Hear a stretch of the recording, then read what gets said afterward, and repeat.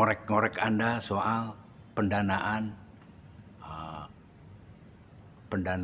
eee Jakarta Provok ya Mhm. terutama, dan juga pengalaman pengalaman Anda selama, melakukan aktivitas manajemen, seni ini. Nah, kita mulai mungkin ya itu dari yang paling in sekarang nih yang sedang Anda lakukan, yaitu Jakarta Provok. Bagaimana soal pendanaannya?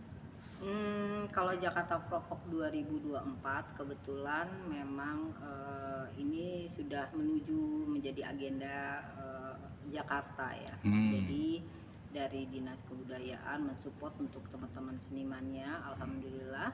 Dan di Sparekraf ya, walaupun belum total tapi sudah banyak membantu kami, untuk di penyelenggaraan pameran, Jakarta Provok gitu kan. Hmm. Dan semoga tahun depan karena ini sudah menjadi agenda Jakarta bisa mensupport secara, maksimal Kang Maman gitu. Mhm. Itu aja sih. Maksimal itu apa? Maksud apa? Membiayai sepenuhnya atau bagaimana? Ya kami sih berharap seperti itu ya, dapat membiayai, sepenuhnya gitu kan, walaupun, ya memang sudah ada lah pembicaraan bahwa ini menjadi agenda Jakarta. Hmm. Tapi tetap aja belum ada kata, sepakat untuk pembiayaan total semuanya, karena memang pameran ini cukup besar dan butuh biaya yang sangat besar, seperti itu sih. Hmm. Sangat besar tuh boleh disebutkan nominalnya? Untuk supaya punya gambaran Saya persisnya. rasa tidak perlu saya sebutkan nominalnya ya. Oh. Tapi, intinya, Atpora memang dibangun untuk Hmm. membuka ruang. Betul. Jadi, sedikit mungkin saya cerita tentang Oke, Atpora itu siap. juga gitu kan. Atpora itu didirikan tahun 2021, Hmm. dengan, saya dan Mas Eko Banding. Kenapa saya bilang, Atpora itu bukan komunitas, bukan juga, kelompok, tapi kita hanya membuka ruang nih siapa aja untuk bisa masuk ke dalamnya. Makanya proyek Artpora yang pertama itu adalah pameran tunggal saya, Nah, Jiwa Merdeka, itu 4 kali 20 meter gitu. 4 kali. Iya, dan itu lebih, ya saat itu kan, apa sih, Covid ya. Siapa Hmm. yang mau kasih sponsor gitu kan. Jadi lebih pembiayaan pribadi dan teman-teman banyak support lah Oh. untuk, apa yang mereka bisa kerjakan, bantu tanpa mungkin saya harus bayar seperti itu. Oh. Nah di, project kedua Atpora, kita bekerja sama dengan, orang lain gitu kan. Nah memang pembiayaan dari mereka, tapi ya tetap aja kembali Bali Atpora sendiri yang mikirin nih di ujungnya gitu kan, karena Hmm. pembiayaan tidak sesuai dengan apa yang kita harapkan gitu kan. Di ketiga itu di Marwah juga seperti itu. Nah di kebetulan, kalau Indi itu kan ada, ketiga tuh Indi. Ini. Indi itu lebih pameran tunggal saya dan Mas Eko, dan itu kan disponsorin ya. Hmm. Itu full memang gitu Hmm. kan, dan itu berjalan bagus. Dan nah yang hmm, ketiga, keempat itu, apa, Marwah, kita kerjasama lagi, membuka ruang lagi untuk masuk, tapi kembali lagi, apa sih namanya, terbentur di pembiayaan yang sebenarnya saya tuh nggak pernah, mau memikirkan. Saya cuman mempunyai, nih aku punya ide nih gitu loh, mereka Hmm. yang cari pembiayaannya, kita cuman penyelenggaraannya seperti itu. Tapi selalu di ujung perjalanan tetap juga akhirnya saya Balik turun lagi. tangan balik lagi tentang pembiayaan. Nah dari pengalaman itu akhirnya, saya banyak dikecewakan di situ, yang akhirnya saya turun langsung juga gitu kan secara pribadi. Nah akhirnya di Provok saya bilang sama Mas Eko, kayaknya, nih harus turun sendiri nih gitu kan. Jadi mulailah di Provok, 2024 saya turun sendiri untuk mencari pendanaan gitu kan.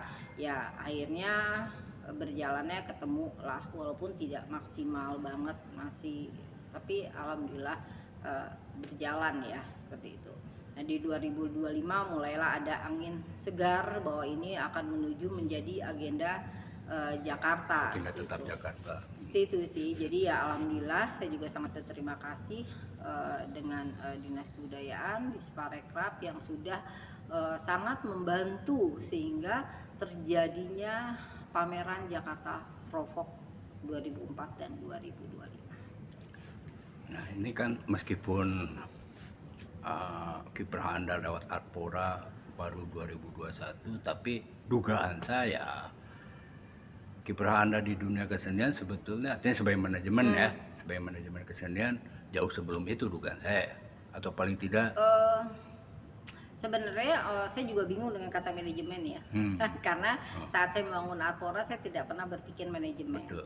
Tapi memang dari sebelum-sebelumnya saya orang yang sangat memanajemen tentang apa yang saya lakukan dari pengalaman pribadi yang kebetulan papa saya seorang seniman, Nah itu. gitu kan.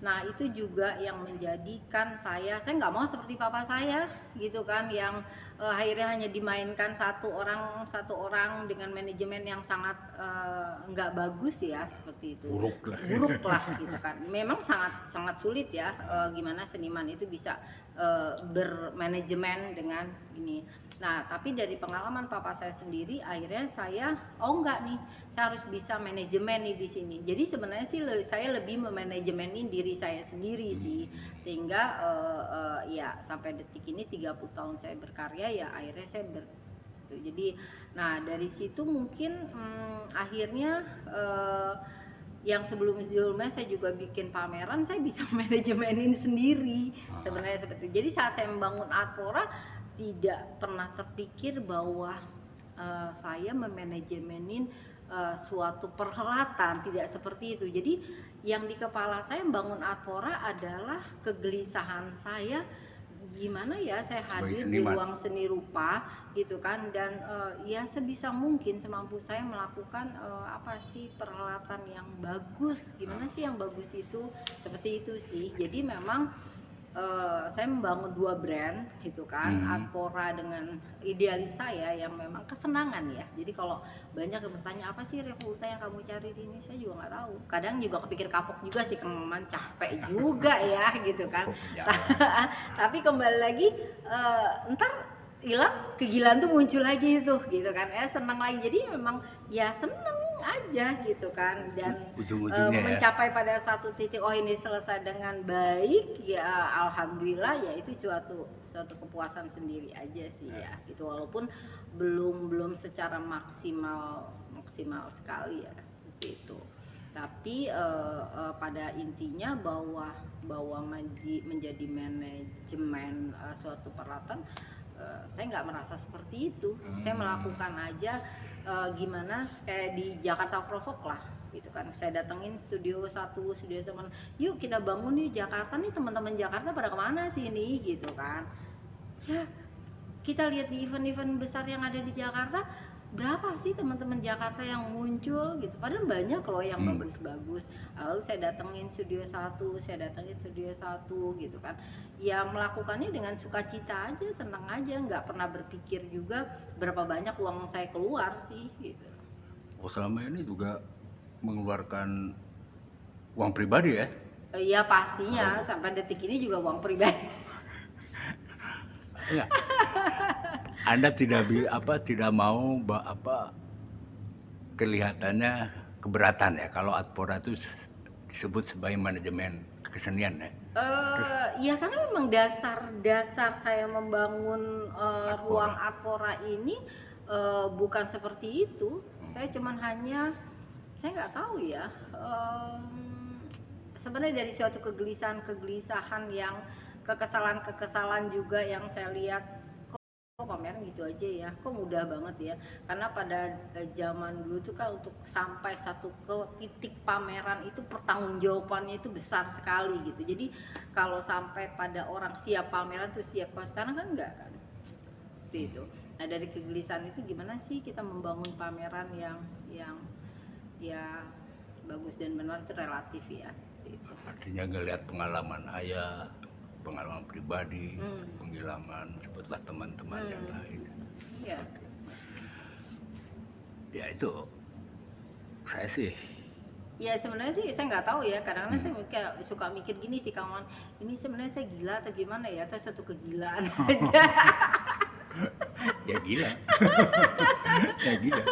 Karena untuk mencapai di sini saya juga nggak pernah berpikir ya jalanin aja ya semuanya, dan sampai detik ini juga saya melakukannya dengan senang hati Ya, aja gitu. syukur. Jadi saya percaya apapun yang kita lakukan dengan niat yang baik, kerja keras dan segala macam, nggak ada itu namanya kerja sia-sia Insya apapun Allah. itu. Saya kira ya. Saya kira ya. Cuma itulah apa? Ya balik lagi. Pertama kan oke lah kita misal punya sebuah konsep yang bagus yang ini. Coba kan dalam praktek, kadang-kadang konsep bagus itu terbentur oleh persoalan-persoalan teknis. Hmm. Gitu. Termasuk juga masalah pembiayaan. Hmm. Gitu lah. Makanya saya berpikir bahwa itu dibutuhkan ya sebuah manajemen. Hmm. Perlu ada strategi, ada ya gimana lah praktek manajemen gitu. Dan khusus tentang pembiayaan kesenian, saya melihat selama ini ya dimanapun gitu kelihatannya masih bertumpu kepada pemerintah, kecuali mungkin malah seni rupa yang saya lihat sebutlah infrastrukturnya udah jalan lah gitu lah ya, ada apa aspek komersialnya jalan, apalagi aspek wacananya juga apalagi gitu kan, tambah lagi ya ada sebutlah orang-orang di pertengahan dalam pengertian sebetulnya melakukan praktek manajerial tapi tidak mau disebut sebagai manajemen ya. Nah, apa cukup sebagai orang gila aja seperti anak ini. Nah, gimana Anda melihat di luar Pemkot DKI ya? Kita ngelihat lebih luas lah. Kita di level negara, artinya di level pusat ya. Kita sekarang ini sudah punya undang-undang pemajuan kebudayaan. Yang menurut saya ini sebuah kemajuan besar. Gitu.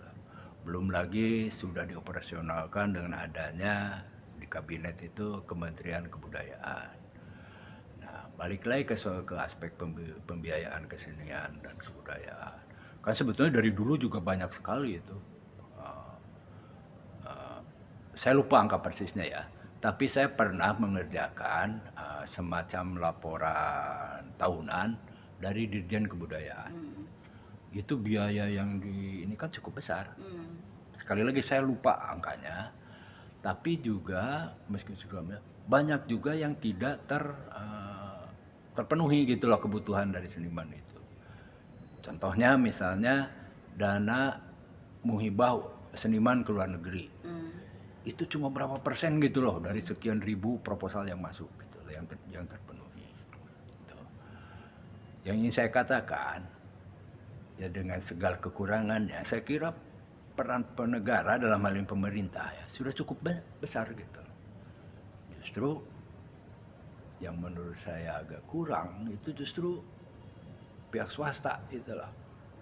Nah, apakah Anda melihat atau bagaimana tanggapan Anda tentang penglihatan saya tentang pendapat saya itu bahwa peran swasta masih sangat kurang?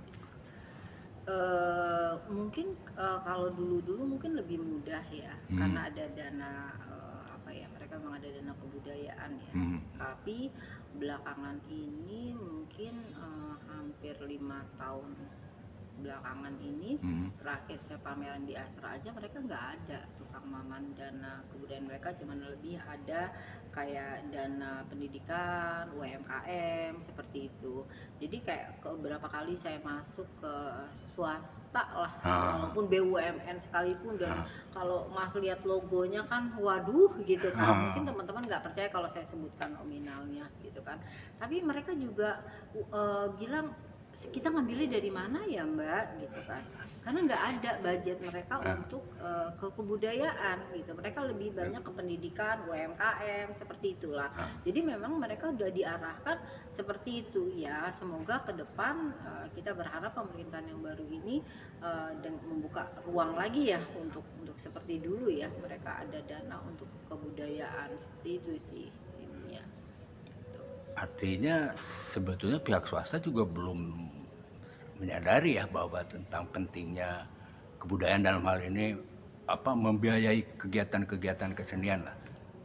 Sebenarnya bukan tidak menyadari, mungkin Ah, mereka juga sangat menyadari, tapi ah, kan mereka sendiri juga budget ya yang memang dialokasikan gitu kan. Nah, mhm, kebetulan kebudayaan tuh nggak ada Kang Mamat gitu kan. Jadi ya kalaupun mereka support cuman kayak support terima kasih aja ya ala kadarnya ya, bisa dibilang seperti itu karena memang tidak ada budget untuk di situ ya, terutama di seni rupa ya. Jadi berapa kali saya masukin ke perusahaan-perusahaan besar sekalipun mereka bingung, mereka sangat support, mereka tertarik, provok ini bagus banget gitu kan. Tapi sayang ya Mbak, kita ambilnya dari mana gitu, seperti itu. Kita cuma punya segini gitu kan. Jadi dan itu buat saya sangat menyedihkan ya. ya itu dia makanya gitu. Itu. Dan itu kayaknya ya mungkin lima tahun Lalu, belakangan ya lalu. oh, Jadi semoga ke depan itu dirubah lagi ya gitu kan. Mereka lebih menghidupkan ke UMKM, ya itulah ya. pendidikan gitu kan. Ya mungkin tidak salah ya, tapi Mhm, kebudayaan itu juga sangat penting penting kan. ya, itu. Terlebih untuk seni rupa ya. Iya, Dalam saya pe juga tanya ke beberapa teman-teman juga memang sangat-sangat sulit ya gitu kan. dalam pemikiran saya minimal misalnya oke lah dia misalnya tidak bisa, memberikan sebutan sponsorship secara percuma ya gitu loh. Misalnya kan bisa, misalnya oke lah gini aja Mbak Revo, saya beli salah satu karya misalnya kan gitu loh. Atau bagaimana lah gitu. Artinya gini, yang ingin saya bilang bahwa sebetulnya kesenian, terutama seni rupa, itu kan memiliki nilai ekonomi gitu loh. Hmm. Apalagi sekarang kan gitu loh. Nah ini nih yang menjadi pertanyaan buat saya gitu loh. Apakah mereka tidak menyadari itu? Artinya memang sama sekali tidak Soalnya bukan tertarik tidak gitu. menyadari Kang Maman, kembali Nah, lagi kan kalau mereka kan tergantung ada nggak sih sebenarnya plafon mereka misalnya memang untuk dana ke situ yang nah, mereka bisa keluarkan. Kalau nggak ada mereka ngeluarinnya dari mana nih gitu kayak gitu. itu Nah itu itu yang karena memang mereka tidak ada dana untuk di situ di kebudayaan itu. itu maksud saya. Artinya dengan tidak adanya dana di situ sebetulnya mereka tidak sadar gitu loh. Baik terhadap nilai, sebutlah nilai apa ya? Ya minimal nilai PRing ya. Nilai PRing dari uh, kesenian kebudayaan, bahkan lebih karena mengingat mereka pengusaha terhadap nilai ekonomi dari budaya, khususnya kesenian, lebih khusus lagi seni rupa gitu loh. Itu makanya saya melihat nggak ada gitu loh. Yang ingin saya bilang yang saya maksudkan, kalau mereka sadar ya udah so, ya bila perlu oke lah, tidak usah provok misalnya, tidak usah ke Artpora misalnya, siapa ke oke deh, saya jadi partner kamu nih, saya biayain setiap pameran kamu misalnya gitu kan, itu kan keren gitu loh. Tapi misalnya bila perlu mereka memiliki unit usaha jadi art dealer misalnya kan. Nah ini ya saya nggak tahu ya, saya cuma baru ngelihat mungkin di Sampurna ya kan ada. Ya mungkin kalau musik itu mungkin lebih mudah ya. Hmm, Kenapa lebih mudah?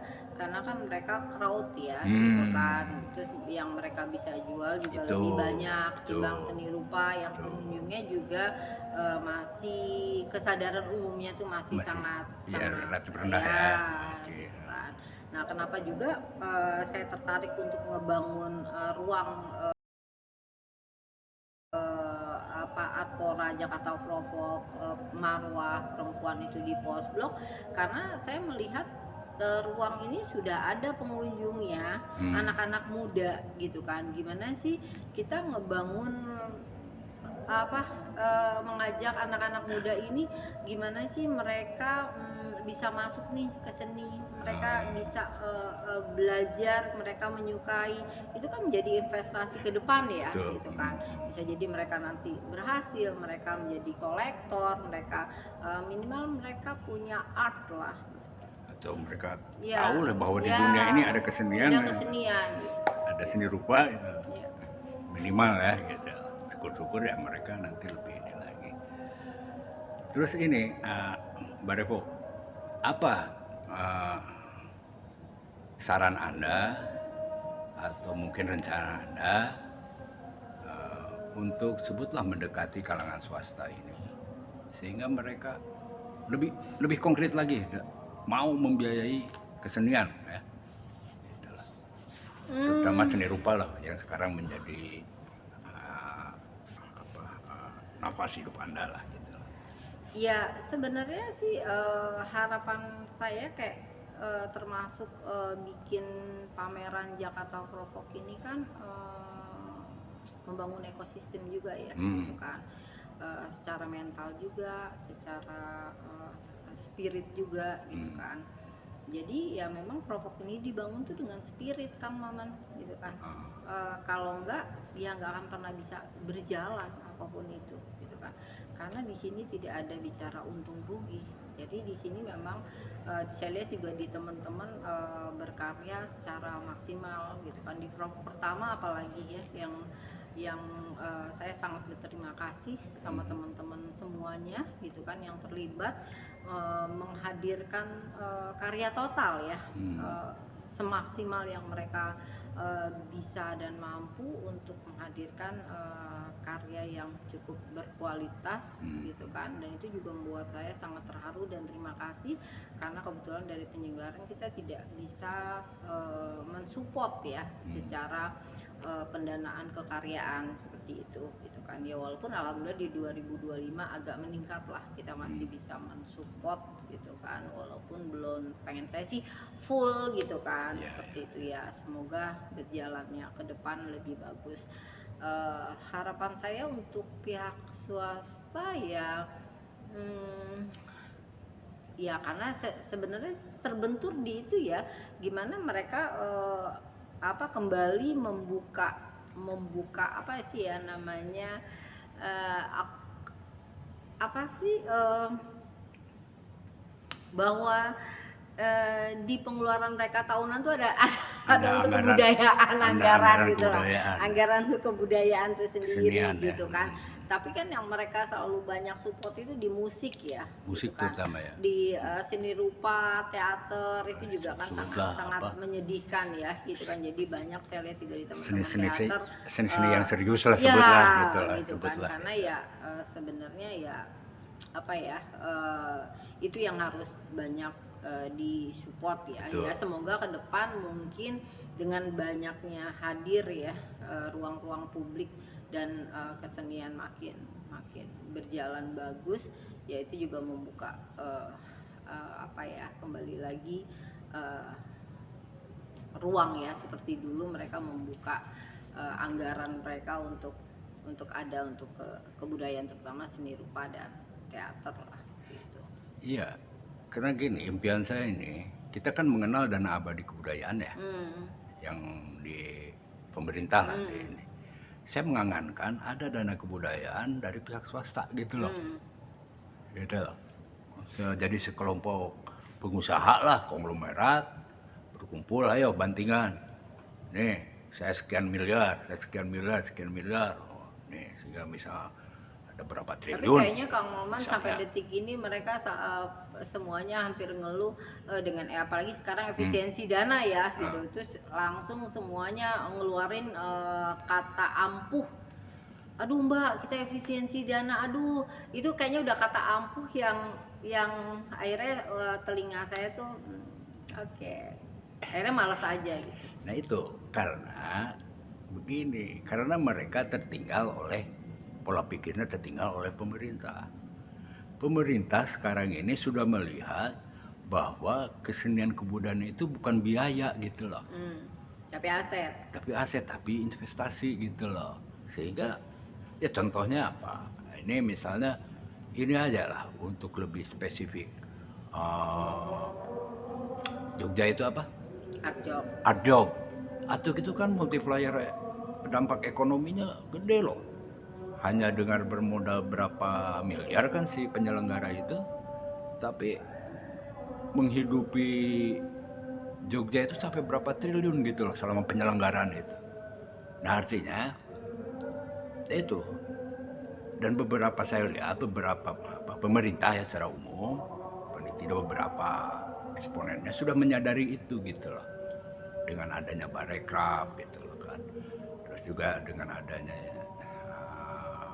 apa Kemendikbud gitu. Sebenarnya itu dia melihat bahwa ini memang aset gitu loh.